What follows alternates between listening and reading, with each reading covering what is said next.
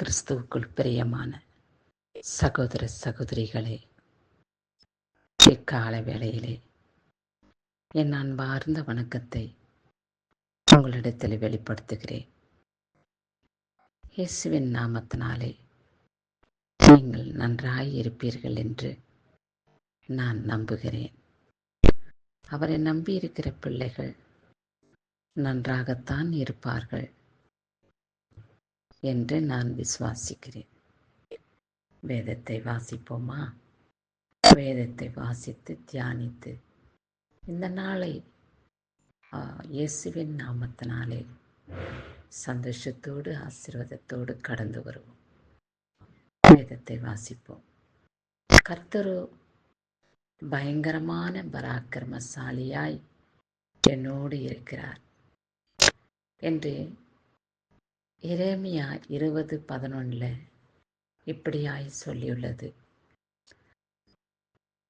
ஒருவேளை நம்மிடத்திலே ஒரு தைரியமான ஒரு உறவினர்கள் நம் பக்கம் இருக்கும் பொழுது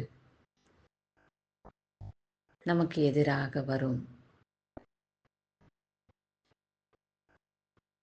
பராக்கிரமசாலி இல்லை சண்டைக்காரன் இருக்கிறான் என்றால் நாம் பயப்பட மாட்டோம்.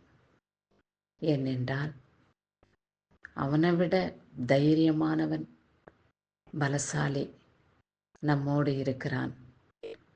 அதனால அவனை மேற்கொள்ள நம்மிடத்தில் ஒருவன் இருக்கிறபடியினாலே அவனுக்கு நாம் பயப்பட வேண்டிய அவசியம் இல்லை என்று நாம் யோசித்து நாம் தைரியமாக இருப்போம்.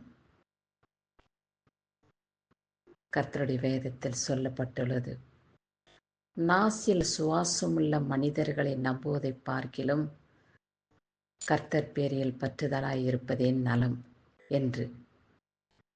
இந்த நாசில் சுவாசமுள்ளவர்கள் நம்மோடு தான் இருப்பார்கள், நமக்காக பேசுவார்கள்.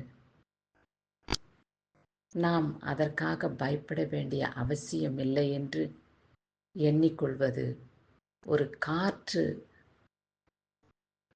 எந்த பக்கம் வீசுகிறது என்று அறியாமல் காற்று நம்புகிறது போல இருக்கும். அதனால நமக்கு பராக்கிரமசாலியாய் கர்த்தர் இருக்கிறார் என்ற நம்பிக்கையோடு விசுவாசத்தோடு நாம் கடந்து வர வேண்டும். கர்த்தரைத்தான் நாம் நம்பி வாழ வேண்டும். அவர் பராக்கிரமசாலியாய் நம்மோடு இருக்கிறபடியினாலே பொல்லாத மனிதர்கள் நம்மை ஒன்றும் செய்ய முடியாது. கர்ஜிக்கும் சிங்கம் போல் சுற்றி திரியும் சாத்தான் பிடியிலிருந்தும் நம்மளை விடுவிக்க, சாத்தான் நம்மளை தொடாதபடி அவர் நம்மை அவருடைய இரத்த கோட்டைக்குள்ளே நம்மை மூடி மறைத்து பாதுகாக்க வல்லவர் இயேசு கிறிஸ்து என்னோடு இருக்கிறார். எனக்கு வரும் துன்பங்கள், கஷ்டங்கள், வேதனைகள், சரீர பலவீனங்கள், வியாதிகள் ஒன்றும் என்னை அடிமைப்படுத்த முடியாது, வேதனை துக்கப்படுத்த முடியாது என்ற தைரியத்தோடு நாம் வாழ்ந்து வருவோம். அவரையே நம்பியிருப்போம், அவரையே சார்ந்திருப்போம்.